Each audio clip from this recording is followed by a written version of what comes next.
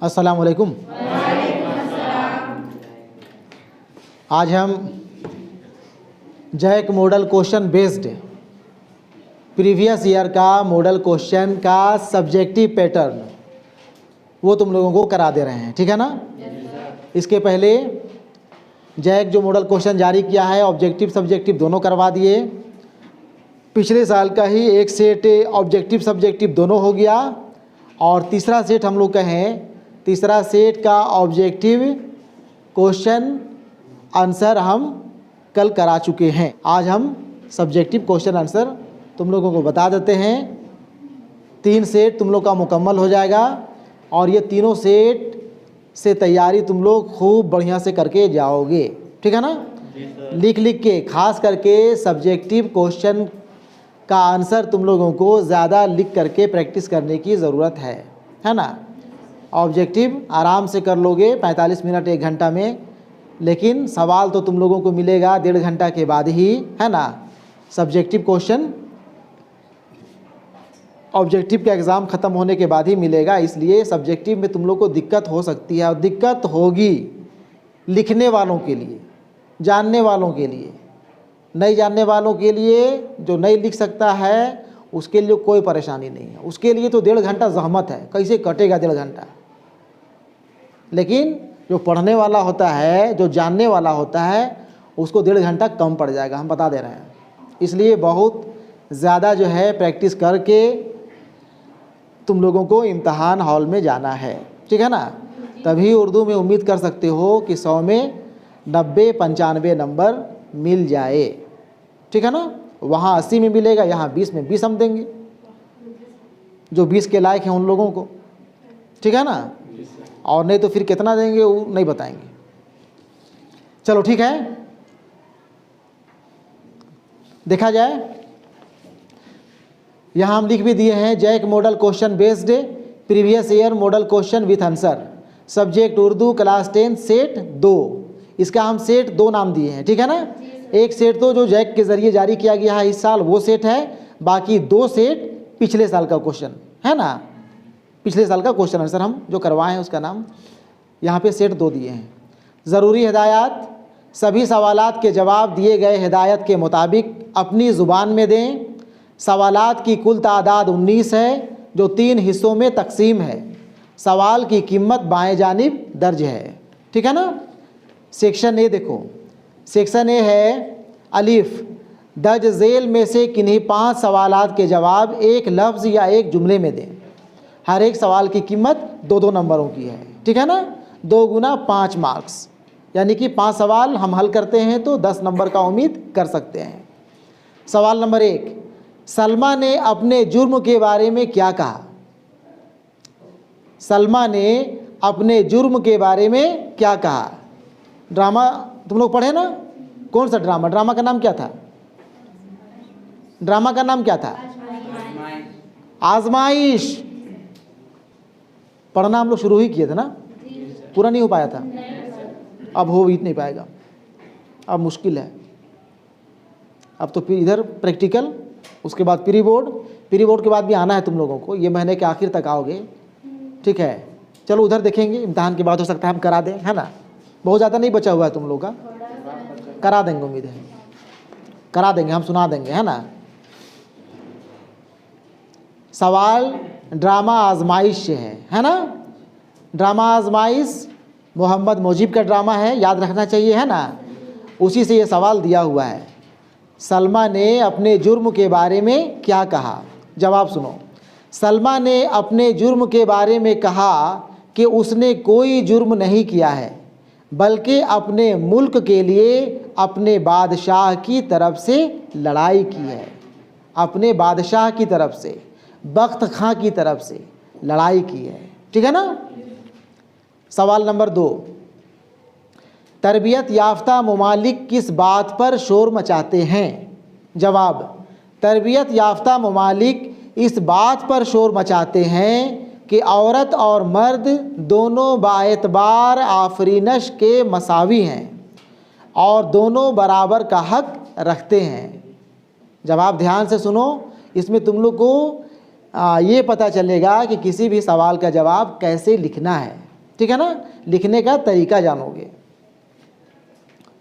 सवाल नंबर 3, मोहम्मद मुजीब की पैदाइश कहाँ हुई थी? जवाब एक ही लफ्ज़ में होगा, लखनऊ। मोहम्मद मुजीब कहाँ पैदा हुए थे? लखनऊ में। सवाल नंबर 4, गज़ल गोई में यासियत का इमाम किसे कहा जाता है? यासियत का इमाम किसे कहा जाता है? जवाब होगा मीर तकी मीर। जवाब क्या होगा? शहनशाह तगज़ुल, आहो बका का शायर, रोने धोने वाले शायर, ये सभी मीर तकी मीर ही कहलाते हैं। यासियत के माने हो गया गम, अफसुर्दा। यासियत का इमाम सिर्फ जो है इनके अशार में, इनके गज़लों में रोना ही धोना ज़्यादा दिखाई पड़ता है। अपनी महबूबा से बिछड़ने का गम, और इन्होंने अपनी ज़िंदगी में जो मुसीबतें झेली थी उसका गम इनके आशार में दिखाई पड़ता है। इसीलिए कहा गया है आहो बका का शायर, रोने धोने वाले शायर। लेकिन ओवरऑल कुल मिलाकर के इन्हें शहनशाह तगज़ुल भी कहा जाता है, गज़ल के शहनशाह, ठीक है ना, बड़े शायर हैं। सवाल नंबर 5, फिराक गोरखपुरी का असल नाम क्या है? जवाब रघुपति सहाय फिराक गोरखपुरी, ठीक है ना। फिराक गोरखपुरी का असल नाम रघुपति सहाय, फिराक गोरखपुरी के नाम से हम लोग जानते ही हैं, है ना। सवाल नंबर 6, मुहावरा बाग बाग होना का मानी बताते हुए जुमला बनाएं। मुहावरा बाग बाग होना का मानी बताते हुए जुमला बनाएं। जवाब मानी इसका होता है बहुत ज़्यादा खुश होना। बाग बाग होना, बहुत ज़्यादा खुश होना। जुमला बना सकते हो अपने मन से भी तुम लोग। यहाँ पे हम जुमला बनाए हैं, तमन्ना का मार्क्स देखकर वालिद साहब का दिल बाग बाग हो गया। बात समझ गया ना। अभी तुम लोग का मैट्रिक इम्तहान होने वाला है। मैट्रिक का रिजल्ट देख करके कितने गार्जियंस का दिल बाग बाग हो जाएगा, और कितने जो है तुम लोगों को कच्चा चिबा जाएंगे वाले नौबत में आ जाएंगे, है ना। ठीक है। सवाल नंबर 7, ज़रबुल मिस्ल, जिसे हम लोग कहावत भी कहते हैं, ज़रबुल मिस्ल एक अनार 100 बीमार के मानी बताएं। मानी सबको पता है, लेकिन लगता होगा हम क्या लिखें, लग रहा है ना। एक अनार 100 बीमार सबको पता है, किस सेंस में कहाँ पे यह लफ्ज़ या मुहावरा कहावत इस्तेमाल किया जाता है, लेकिन लगता होगा हम लिखेंगे पता नहीं सही लिखेंगे कि गलत लिखेंगे। जवाब हम बता देते हैं, अगर यही सवाल आ जाए, याद रह जाए तो इसी को लिखना, और नहीं याद रहे कोई भी कहावत डाले, कहावत का मानी हर एक स्टूडेंट समझते हैं, है ना। सबको जानते हैं कि इसका क्या मानी निकलता है।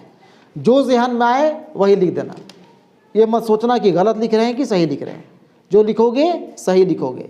सब जितने भी स्टूडेंट हो, सब एक तरह का एक ही लफ्ज़ का इस्तेमाल करके मानी नहीं लिख सकते हो। सबका अपना अपना तरीका होता है लिखने का, है ना। लेकिन सबका जवाब सही होगा, लिखोगे ज़रूर। फिर से हम कह रहे हैं, नहीं जानते हैं कह के सवाल नहीं छोड़ना है। यहाँ पे मानी हम लिखे हैं, एक चीज़ के बहुत से लोग ख्वाहिशमंद। एक चीज़ के बहुत से लोग ख्वाहिशमंद, वही ना है, एक अनार 100 बीमार। ठीक है। सेक्शन बी में बे यहाँ लिखा हुआ है, दर्ज झेल में से किन्हीं 5 सवालात के जवाब लगभग 50 लफ्ज़ों या 5 जुमलों में दें। 3-3 नंबर का सवाल है, 5 सवाल करोगे, 3 × 5 = 15 नंबर की पूरी उम्मीद कर सकते हो, नंबर नहीं कटेगा। शॉर्ट क्वेश्चन, छोटा क्वेश्चन में नंबर नहीं कटता है, शर्त है कि लिखा हुआ रहना चाहिए, है ना, नंबर नहीं कटता है। नंबर कटने का डर होता है लॉन्ग क्वेश्चन में, objective, short question, very short question, ये सब में नंबर नहीं कटता है, ठीक है ना। ये 3-3 नंबर का सवाल में भी तुम लोग का नंबर नहीं कटेगा अगर लिखा हुआ रहेगा तो। यहाँ भी तुम लोग 3 × 5 = 15 नंबर ला सकते हो। ग्रुप ए से 10 नंबर, यहाँ 15 नंबर। 7 सवाल है, 5 करना है, हर हाल में लिख के आना है, जानो या नहीं जानो, देखना नंबर आता है कि नहीं आता है, ठीक है ना। सवाल नंबर 8, दोपहर में कहानी सुनने के बावजूद भोला के चेहरे पर खुशी क्यों नज़र नहीं आ रही थी? सबको पता है जवाब? मेरा जुमला सुन लो, है ना, बाकी फिर लिखना तुम लोग को अपने से है। दोपहर में कहानी सुनने के बावजूद भोला के चेहरे पर खुशी इसलिए नज़र नहीं आ रही थी क्योंकि उसके बाबा ने कहा था कि दोपहर में कहानी सुनने से मुसाफिर रास्ता भूल जाते हैं और अगर कोई मुसाफिर रास्ता खो बैठे तो उसके ज़िम्मेदार तुम होगे। चूँकि उस दिन उसके मामू जान आने वाले थे और उसे यह डर था कि कहीं मामू रास्ता ना भूल जाएं।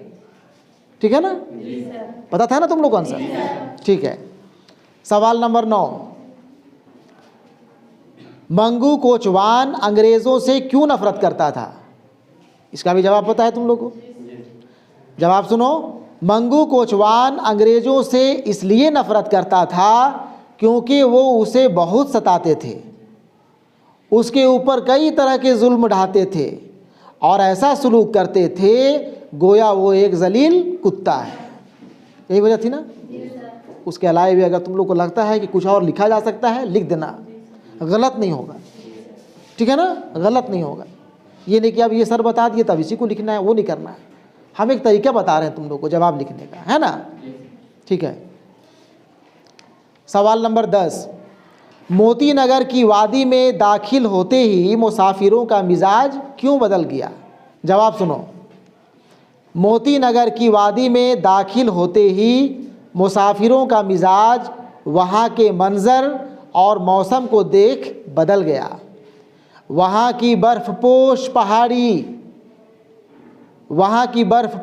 पहाड़ी चोटियाँ, दरख्त, आसमान और सूरज चारों तरफ बिखरे हसीन मनाजिर उन्हें बहुत दिलकश मालूम हो रहे थे। ठीक है ना? सवाल नंबर 11, कता किसे कहते हैं? कता, अब यहाँ सवाल हिस्सा शायरी से है। कता किसे कहते हैं? जवाब सुनो।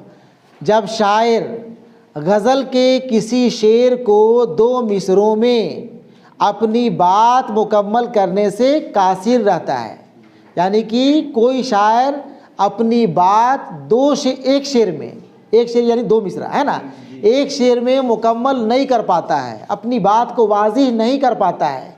जो वो बात करना चाहता है, कहना चाहता है, उसे वो साफ साफ नहीं कह पाता है, तो वो उसे 4 या उससे ज़्यादा मिसरों में फैला कर बयान करता है। बात समझ गए ना? 2 मिसरा में अपनी बात मुकम्मल नहीं कर पाया तो उसे वो 4 मिसरा में ले जाएगा या कभी कभी 4 से ज़्यादा मिसरा में भी ले जाता है। ऐसे ही अशार को कता कहते हैं। बात समझ गए? मत समझो, नहीं समझे तो। सवाल नंबर 12, हस्ती की क्या हस्ती है से शायर फ़ानी बदायूनी की क्या मुराद है? हस्ती की क्या हस्ती है, गज़ल हम पढ़ा चुके हैं।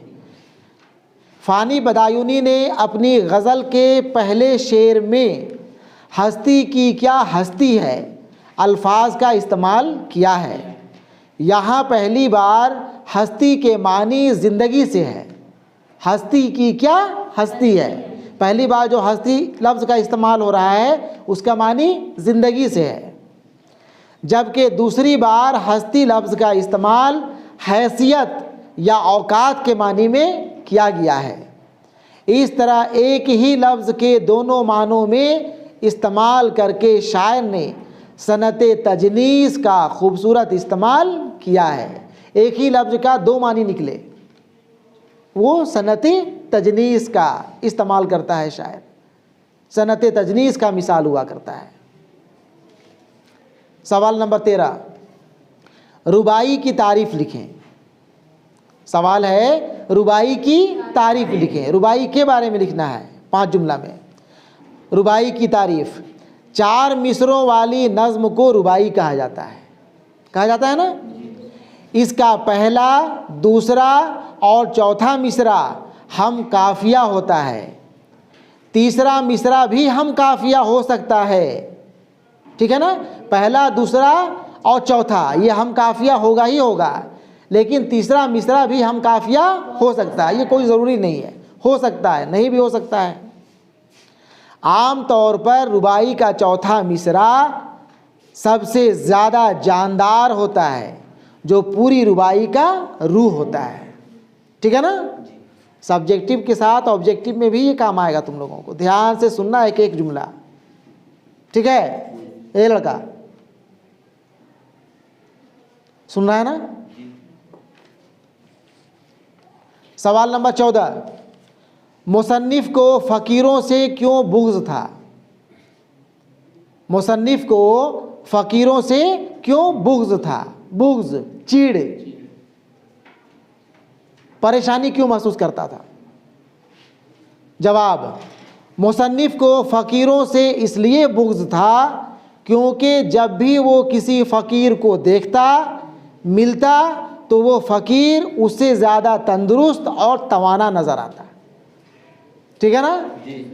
जब भी देखता मुसन्निफ किसी फ़कीर को तो लगता है कि ये हमसे ज़्यादा तंदुरुस्त है, हट्टा कट्टा उल्लू का पट्टा है। मुसन्निफ कहता कि हट्टे कट्टे फ़कीर काम धंधा मांगने करने के बजाय आराम तलबी में भीख क्यों मांगते हैं? ठीक है ना? काम धाम करते नहीं हैं और भीख मांगने के लिए निकल जाते हैं। इसीलिए मुसन्निफ फ़कीर को देख करके चिढ़ा हुआ रहता था। ठीक है ना? अफसाना फ़कीर से है। गुलज़ारे उर्दू में मिलेगा इसका जवाब। फ़कीर नहीं पढ़े होगे, गुलज़ारे उर्दू में 8-10 अफसाना तुम लोगों को पढ़ना है। लेकिन चूंकि सवाल वहाँ से एक आध ही सवाल आता है, 1 या 2 सवाल आएगा, इसलिए उसके ऊपर हम लोग बहुत ज़्यादा फोकस नहीं करते हैं, है ना? ग्रुप सी, मुंदरजा झेल में से किसी 3 सवालात के जवाब लगभग 100 लफ्ज़ों या 10 जुमले में दें। ठीक है ना? इसी में तुम लोग को टाइम ज़्यादा लगेगा, इसी में संभल के काम करना है, जल्दी जल्दी लिखने की कोशिश करना है। और नहीं तो 3 सवाल जो है 100 लफ्ज़ का लिखना आसान नहीं होगा। उसके अलावा जितना इधर पहले लिखे ग्रुप ए ग्रुप बी से, वो तो लिखना ही लिखना है। ठीक है ना? ये सिर्फ हम उर्दू को बात नहीं कर रहे हैं, हर एक सब्जेक्ट में तुम लोग देखना, टाइम को लेकर के तुम लोगों को परेशानी होगी अगर लिख लिख के प्रैक्टिस नहीं करोगे तो, पूरी तैयारी के साथ नहीं जाओगे तो। सवाल छूटने का इम्कान यहीं पे डर है कि सवाल कहीं छूट ना जाए। इसलिए पहले माइंड मेकअप करना है कि सवाल नहीं छोड़ना है। टाइम अगर कम पड़ता जा रहा है और 3 सवाल लिखने के लिए बाकी है तो कम कम हम लिखेंगे, लेकिन सभी सवाल को टच करेंगे। ठीक है ना? ठीक है। सवाल है, सवाल नंबर 15, नज़्म से अपनी वाकफियत का इजहार करें। नज़्म के बारे में लिखना है, जो जानो नज़्म के बारे में लिख दो। वाकफियत का इजहार करें यहाँ लिख दिया है तो घबराना नहीं है। कहाँ वाकफियत का इजहार करें भाई? अरे जो नज़्म के बारे में जानते हो, जो सुने हो अब तक, जो कुछ पढ़े हो, वही लिखना है। ठीक है ना? देखो यहाँ पे लिखे हैं जवाब। नज़्म के मानी तरतीब, इंतज़ाम या आराइश के हैं। आम और वसी मफ़हूम में यह लफ्ज़ नस्र के मद्दे मुकाबिल के तौर पर इस्तेमाल होता है। इससे मुराद पूरी शायरी होती है। इसका एक मरकज़ी ख्याल होता है जिसके गिर्द पूरी नज़्म का ताना बाना बुना जाता है। नज़्म के लिए ना तो हयत की कोई कैद है और ना मौज़ूआत की। उर्दू में गज़ल और मसनवी की हयत में भी नज़में कही गई हैं। नज़्म गो शोरा के यहाँ तरकीब बंद और तरजीह बंद की हयत बहुत मकबूल रही है। इन दिनों नज़्म मुअर्रा, आज़ाद नज़्म और नसरी नज़्म की हयत का चलन आम है। ठीक है ना? थोड़ा मुश्किल लगा होगा सुन करके, लेकिन जो जानते हो लिख देना। ठीक है ना? और नहीं तो फिर आसान तरीका है, जिसके अंदर रटने का मादा है, जो रट सकता है वो कुछ रटेगा भी। कम से कम 8-10 सवाल रट के जाओ।